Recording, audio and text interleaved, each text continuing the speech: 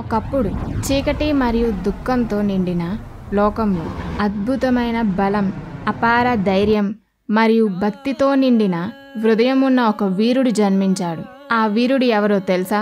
శ్రీ హనుమాన్. ప్రతి సంవత్సరం లక్షలాది మంది కలిసి హనుమాన్ జయంతి వేడుకను చేసుకుంటారు. మనం ఈ మహానుభావ వానరుల రాజు జన్మదినాన్ని ఘనంగా జరుపుకుంటాం. ఆయన చరిత్రని మార్చిన మహావీరుడు. పాతకాలంలో కిష్కింధ రాజ్యంలో జ్ఞానవంతుడు అయిన వానరుల రాజు కేసరి, ఆయన భార్య అంజనాదేవి ఉండేవారు.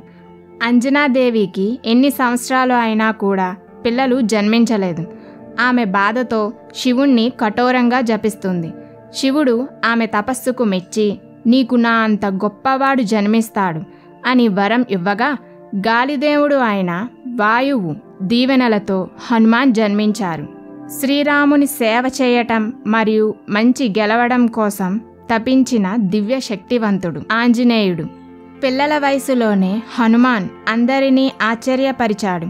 సముద్రాలను దాటగలడు, తన ఆకారాన్ని మార్చుకోగలడు, పర్వతాలని ఎత్తగలడు.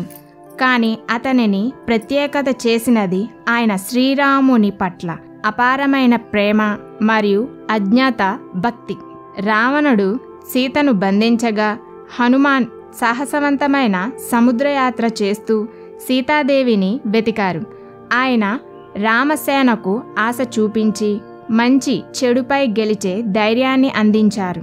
అయితే మనం హనుమాన్ జయంతిని ఎందుకు జరుపుకుంటాం?